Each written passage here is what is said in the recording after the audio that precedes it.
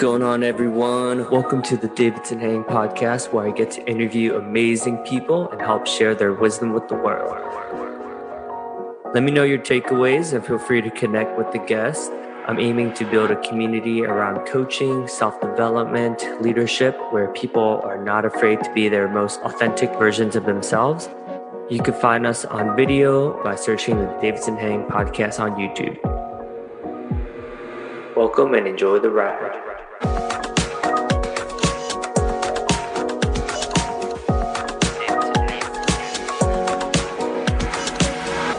Yo, what's going on, peeps? I'm excited to bring to you Jay Singh, who I actually met through Shantel, who was my assigned sales development partner. I know she's no longer with LinkedIn, but she's awesome, and I'm sure she'll land great on her feet somewhere. But yeah, excited to have you here. Jay is currently an associate of business development and product partnerships in the Bay Area. I think he's currently in Vancouver right now because of, if you're listening to this post-COVID, right, we're still in the midst of COVID, and who knows what's going to happen, right? He also has a podcast, and he also has a blog and a newsletter. So yeah, welcome, Jay. Glad to have you here. Hey, Davidson. Thanks for having me. And quick shout out to Shantel. Whenever we were working together, she was my desk mate, and she would speak very highly of you, Davidson. So it's been a pleasure to get to meet you properly and have a couple conversations. But Shantel always would speak very highly of you, and I can see why. Yeah, and it's so cool how, because she's like, yeah, you should definitely connect with Jay. Like, you guys have so many similarities. I was like, okay. And then I think someone else said that too. And I was like, all right, I have to talk to him now. Who is this person? I'm pretty close to like most of the SDs, but I think maybe, are you, was it Emily Linder, I think? Yeah. Another colleague, another coworker, friend, frankly, at this point. She's awesome. She's awesome. Are you working with her? So I did this workshop for her team, for my Kristen's team. So that's how. Okay. Yeah. She was my former manager. Shout out, Kristen. Yeah, sweet. I was just listening to one of the internal trainings that Kristen put together, and she talks about when to move into management. And I just shot her a note today. Like, yeah, I really appreciate like your authenticity and your genuine like love. Like it definitely resonated with me. Like the advice you gave. Totally. Yeah, no, she was my first like full manager after graduating, starting my career, and the level of depth and authentic conversations I was able to have with her personally really helped frame things for me. She was one of the best managers that I could have asked for coming right out of school and starting my first real gig at LinkedIn. And she's dealt through a lot with the team and changing, and now because of the layoffs that LinkedIn has gone through, right now it's September. It happened in August, and so yeah, she actually just messaged me on Teams. I need to get back to her and say hello. Yeah, I know. I can't imagine what she's feeling right now, right? Like her team was impacted pretty heavily, but 80%. Like, that may not be the exact percentage, but it's definitely around there. So it's pretty crazy. And she's been at the company for a long time too, like since 2011. She was one of, if not the first SD team, one of the first SDs on like the first few teams that started at LinkedIn, and she's really helped the company grow. And yeah, like it's been a difficult process for everybody, but I can't imagine for her having so many talented people that have had to leave the company. But one of the many things that we're going through during this COVID time period and learning through experience, I suppose, of how to be able to go through. Yeah. It's so important, now more than ever, to even like take care of ourselves, right? Our well-being, our energy management. I feel like now more than ever, it's like just make sure you put yourself first and make sure you take care of yourself before you're giving all the time, but you're personally burnt out. That's probably not a good idea. Yeah. I was reading an interesting article right now about, let's see if I can pull it up. Yeah, it doesn't seem like I have it up here. Yeah, it was talking about how in the beginning of COVID, our brains kind of went to this idea of like a surge capacity. And this idea is that like humans have the ability to extend their mental energy, physical energy for a short period of time during emergencies or natural disasters, etc. And so when March started, especially those who were working and doing whatever they can to, adapt to this new world that they're living in, it was really activating that level of surge capacity. But the thing is, it's kind of just prolonged over the past 6 months. Mm. And so what you're seeing is a lot of people really burning out and not knowing how to be able to continue and withstand some of this mental energy, because frankly, it's not something that any of us have gone through. So there's not really a playbook. There's not really a playbook for parents to understand how to be able to facilitate their children to go through online education while at the same time leading a team of like 50 people around the world to be able to accomplish the same objectives they need to do at work every day. It's a totally new playbook. And so this idea of like surge capacity, I can send it to you later. It was an interesting one, which is why a lot of people right now are feeling burned out, because they got ready for this emergency availability of energy, but it's just like stayed at that level essentially the past 6 months. It's pretty crazy. Yeah, I mean, I'm curious, like, what are some ways, it seems like you're pretty like all around like dude. Like, it seems like you're taking care of yourself. Like, obviously you're not perfect, but it does seem like you have your stuff together. What are some advice for people who, maybe are new to the world of mindfulness and wellness and some of the more like inner exploration stuff? Yeah, a lot of this content is available online, and I want to try my best not to sound like someone who's just sharing a bunch of platitudes that have already been shown on BuzzFeed and every other listicle article everywhere. But I think, and this maybe can tie into another conversation later about vulnerability and openness, and I think one thing that's really helped is, and this has been facilitated through my meditation practice. And I remember an experience where one of my friends asked if I feel happy after meditating, like after a session of meditating, do you feel happy? My first response was going to be, yeah, like I actually feel really nice and happy and present right after my meditation sitting. Recently, it's been a little bit more nuanced, where some days I'll feel happy, content, etc. Other days I'll feel quite sad. I'll finish the meditation session and be really deep in my emotions, and it's like 7:30 in the morning and I have to start my day. I'm like, wait, what the hell? I was not looking to think about my childhood insecurities right now. But I think what that does is it allows you to go a level deeper and evaluate some of the potential patchwork you may have left throughout your life, whether it's from your childhood, whether it's from last week. It's being able to kind of dig a level deeper, go to the foundation. When you reach the foundation, some of it's quite sensitive. You don't really want to touch a lot of it. That being said, when you do it allows you to kind of reconstruct some level of your story, some level of your narrative on how you're looking to live a life. And that ends up expediting a lot of the difficulties that may come around. It allows you to deal with difficult emotions and difficult experiences that feel just the same as any other difficult experience or emotion, but allows you to kind of recover a little bit more efficiently and quicker. And so I think that's been one thing that's helped me, is as I've gone deeper into the meditation practice, to really allow myself to feel like shit sometimes and to feel like crap, because I know that if I allow myself to feel that way, inevitably I'll be able to recover quicker. That could be a week, that could be a month, that could be a couple of hours. It really just depends. But I don't know. That's been one thing that's been really helpful for me. Yeah, that's a good point. I think sometimes I'm guilty of this sometimes, but sometimes I don't allow myself to feel the emotions, right? Sometimes it's easier just to ignore it, or, oh, I don't want to deal with it. I'll deal with it one day or eventually, right? But then all that builds up. And then some days I just burst, right? I'm just like, like, it's like the straw that broke the camel's back, right?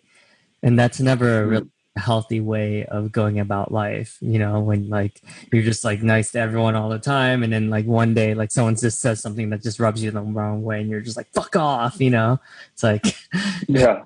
And like, where did that come from? It's like where did this come from? Like, did it come from like when I was like 14 and got bullied in high school. It's like probably bullied somewhere subconsciously.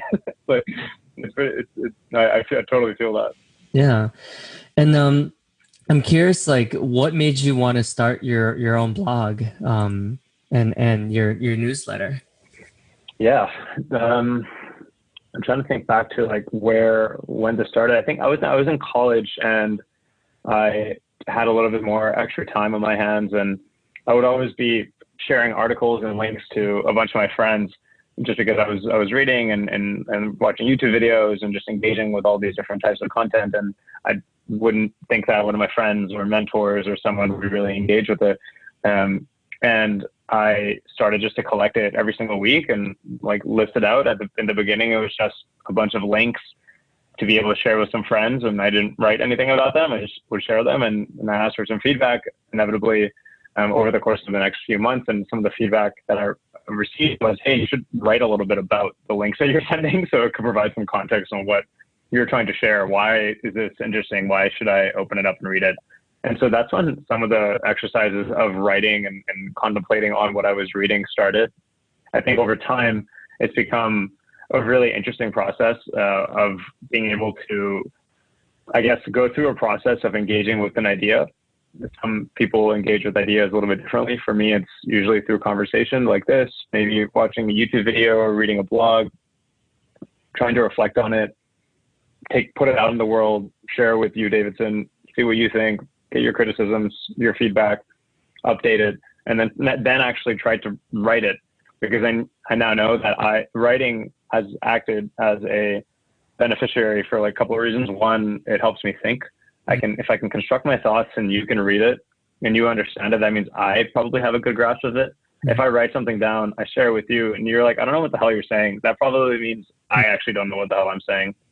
That's one, the thinking. And then two, it's the ability to develop a really strong network, which was not something I thought of before.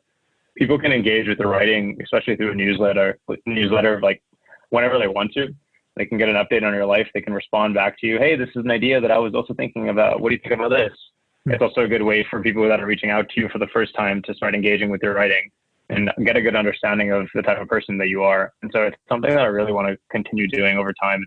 It helps me mentally with my mental health. It also helps to be able to develop good relationships, which then I'm looking back to your mental health. I love what you said about it helps you, like what I heard from that was like it helps you process things, right? So instead of like being heads about it, it's like, oh, okay, like this, I can communicate exactly what I'm feeling and exactly like what's top of mind. Because I think sometimes like it's in our unconscious and we don't really like verbalize it. I think verbalizing it helps us get a pretty good grasp and understanding of like the core of what's going on. And I also like what you said about like just really building those deep, authentic relationships, right? It's like we meet so many people, especially, like we meet so many people that, let's say we don't have as deep of a relationship with, right? But you never know, like they might be into a lot of these things that you're into, but, maybe they just they don't know that you're interested in the same things, right? Because there's so many people that we meet throughout our lifetime. So if it's a way of just connecting with them, even if it's just that one portion of your newsletter, it's like, oh, I got value from that. So that's awesome. Thanks for sharing. Totally. Davidson, I just want to make sure you can hear me okay. Can you hear me? My AirPods just died, so now I'm on a speakerphone. Is this okay? Yeah, it's good. Okay, cool. And just one other thing on writing, and I think I shared a little bit about like personally how it helps to be able to construct your ideas and engage with certain things in a more like constructive way, literally seeing what you're thinking on paper. The second is being able to maybe engage with other people and develop a network. I think like one thing that's really helped me professionally has been to bring up as much as I can personally with those people. I think I'm lucky to be able to work at a company like ours where you have executives and leaders and middle managers and entry level folks that are really in tune with trying to get to know you as an individual rather than just a professional title and your status symbol, etc. I think one thing that's supported my growth and frankly just given me a lot more life satisfaction is to be able to be vulnerable and open with people in like quote unquote power, leadership positions, etc., and try to be vulnerable, because then that creates space for them to also open up and have a more realistic conversation.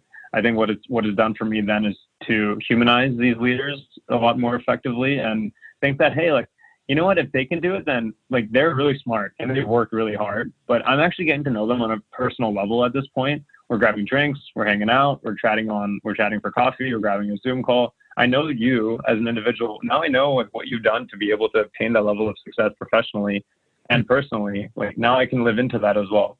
And so it's something I encourage really anybody, specifically those early in their career, to develop personal relationships with professionals rather than just professional relationships with professionals and leaving the personal side to just the personal. I think melding all those things together helps you personally, because it just is more satisfying to have great conversations with people rather than bullshit surface level chat. And it also helps you professionally, because then they know you, they trust you to live up to whatever high bar that they're setting for you, and because they know you as a person, it just kind of puts away any of the professional angst. But so it's something that I wanted to also express there. Yeah, I like what you said about. I mean, I think it definitely differentiates yourself, right? I think not many people have a newsletter, or if they do, it's very like, it's marketing, right? It's like salesy, right? It's not like coming from a place of like, well, this is who I am, right? It's more like, I mean, I can't generalize, but I would say most newsletters, right, are kind of just like, buy this product, right? Clearly, you're not like selling anything, right? So, that immediately like makes people trust you more. And it's just a good way, because at the end of the day, like, we're inundated with we meet so many people, right? So what's going to make me like stand out? And I remember just reading your newsletter. I got the last one. I was like, wow, like you put a lot of thought into it. And these are some deep topics that I'm just like, wow, like next time we hang out, like have so much to talk about, And for me, like, I think that's cool, because I think like nowadays, like, I think sometimes we attach our identity too much to our title at work, right? Yeah. But and then sometimes we're afraid to bring our outside of work self to work, right? I mean, most LinkedIn is pretty good about it, but most other companies, like they wouldn't want you to talk about your blog or your newsletter, or it's like that's separate, like that's outside of work. But at LinkedIn, it seems like you're celebrated for just being who you are. We're pretty lucky, and I think the goal is to have a company like LinkedIn leave its footprint with other companies in similar industries, or frankly anything that our alumni end up going and doing.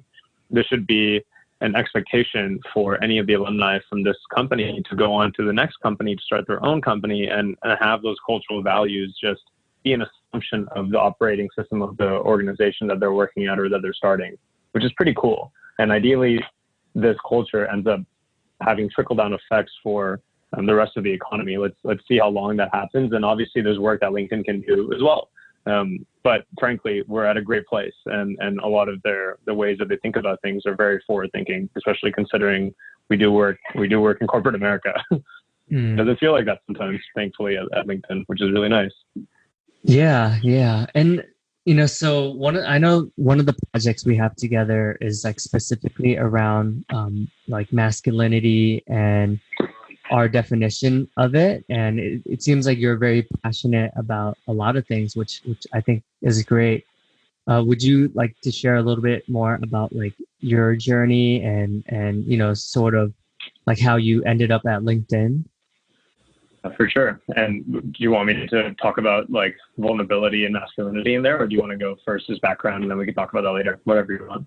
Yeah. So some additional context. I put together a men's group, and we're gonna publish a book, hopefully in the near future. And there's a lot of LinkedIn employees that are participating in their own chapters. And the topic is around like dispelling like toxic masculinity, right? So we have people who are, putting together like male allyship workshops to, Zach, for instance, he was I think he won the Male Ally Award in New York, right, for the women at LinkedIn. So that was really cool. So we have men from all these different types of background. And I remember like hearing you share, and I was just like, wow, like Jay's really passionate about this topic, and it's awesome because I don't think it's talked about too much, you know. And I know we kind of like grew up with similar humble beginnings, so we'd love to, you know, if you're open to it, to share a little bit about how you landed at LinkedIn. Totally. And before I forget, and feel free, feel free to edit this out later if it's yeah, if it's a little bit too much. But I think two things based on what you said, which I've been thinking about a little bit more in terms of male allyship. I think the first one is, and this is something that I've been speaking to some of my girlfriends about, and some of the women in my life that I really respect and look up to, and frankly have educated me on any of these topics, is the first one, when we're speaking about dispelling men's masculinity, I think it's helpful to bring in a female's perspective in there as well. Mm. I don't know what the structure of the book is going to be like fully, but I think there's like a funny irony with having only men talk about masculinity. It seems very generically men like, and I think it'd be really helpful to provide a female perspective in some capacity. What that looks like is for us to discuss at another date, but I think it'd be important to bring that perspective up as well. And the second thing, something that I've been thinking about as well, is the idea of an allyship award given to men. It's like I go back and forth on it. On the one hand, I think it's really good because it kind of provides like a set of inspiration for other men to live up to. You know, if like one person can get the men's allyship award, then other men ideally can try to understand why that happened and live into it, and take the initiatives to be a better ally in the workforce, generally in society, and they can have that as like an inspiration. On the other hand, something about it just feels really weird. It's and I think it has to do with, you know, like why aren't we awarding other females to be like allies to females? But maybe we are, but maybe at our company we can work on that a little bit more, because those are the people that are doing, frankly, a lot more work than a lot of men are. I just put that out there. It's like men will show up to a couple of these inspiration rings or groups and post about something on LinkedIn, write an article, maybe have conversations behind the scenes with other men. At the same time, this is not a topic intimately that we will work as hard to do, maybe, than other women would, especially other women that are like going way out of their way to be able to think about this and work on it. And so it's like, I don't know, I go back and forth on it, and it's a tough one. But I think it's something that we should be talking about a little bit more as men who care about being allies, you know? Yeah, that's a good point. I think so. So just to give you some more context, so he was like nominated for it, I guess, just Oh from. yeah. This has absolutely nothing to do with with Jack specifically at all. Like, and I have people in my life that have also like won an award like this. It's more so the concept of it generally. Jack's an amazing person, you know. It's like, and yeah, so this is absolutely nothing against him or the individuals that win this award. It's more so like the concept of the award itself. Right. Yeah, I think like it's interesting because prior to LinkedIn, I guess I haven't really put too much thought into it, right? Quite frankly, right? But then when you work at a company like LinkedIn, where there's LinkedIn learning courses on how to be a better ally, right? And you know, I've taken that track, and I was like blown away. I was like, oh, I thought this would be just common sense, but like how many times have, Uh, and you know what I mean? Like it's interesting like how you think about these things, and you know, people don't, it's not like everyday conversation that we have these conversations, right? So it's cool to be surrounded and be in spaces where you're like, huh, I've never thought of that. Yeah. And it can be challenging. It can be very challenging at times. Yeah. But I think it's good. It's good. But yeah, to answer more directly, some of the influences of my own life when it comes to men's like masculinity and vulnerability generally. The story I was sharing with our other group was where these topics came to mind for me, and it happened in a really odd place for people. necessarily initially think of it happening in, which is our fraternity. I was in a fraternity in university, and again, the stereotypes and the negative things about fraternities and the Greek system, like it's some chapters in some universities and around North America are just absolutely awful, and a lot of the things that they do when it comes to like sexual assault, like rape culture on campus, these things are accurate, and it's not something that I'm hiding behind at all. I can't really speak on behalf of like our organization specifically, but this is not something that I'm trying to cover up. It's something that's a problem, and we need to work on it. That being said, one of the really positive things, at least of our chapter at the University of British Columbia in Vancouver, where I went to school, was every Monday we had a meeting. In this meeting, we had a space where any of the brothers would be able to go up and talk about whatever is on their mind. There are about 60, 70, 80 people in these meetings generally, all the way from freshmen to senior students. And it was a experience to be sitting in those rooms for 3 to 4 years and hearing, honestly, all kinds of stories. Our demographic of our fraternity was about 40 to 50%, maybe 60% international students with a wide variety of racial backgrounds, cultural backgrounds, etc., from all over the world. Canada does a really good job at that, UBC specifically, and then our fraternity and a microcosm of that. And so the diversity of experiences and stories and insecurities and challenges that people were sharing, they could be sharing things like, oh, I failed my midterm, or they could be talking about the way that their father mistreated them when they were teenagers and how that impacted them today. And you would hear these stereotypical, these big dudes, like great grades, like really like walking around campus like they run shit. And then you'd hear them talk about these insecurities, and you're like, wow, like there's such a story behind all these individuals. And that's how we developed such a strong connection with one another, is because we would share something with someone that no one else knew about us, and vice versa. And that may be like a very simplified equation to create a very genuine friendship. You know something about myself that no one else knows, and I know something about you that no one else does. And that's kind of what it created. But that just showed me the importance of like being able to be authentic and vulnerable as a man, because it has so many downstream impacts to society. One, it helps you generally be able to be more compassionate for yourself. It helps you understand your own insecurities, your own challenges that you go through yourself. But then that has downstream impacts to everybody else in your life. We're just talking about allyship. Having a man that is more vulnerable and like one with their emotions, hopefully can enable them to interact with the women in their life a lot more effectively and compassionately, and not behave in ways that we have been behaving for most of like human civilization, which has been not the best. And then third, it helps our larger communities and our organizations that we work with, the organizations that we run, because we can be more in touch with ourselves, therefore can connect with other people and then understand what they're going through and guide our decision-making and policies around that. So it's really those three buckets of like one with the self, like one with like other women in our life, and then generally like with community and society. It just seems like why aren't we doing this more?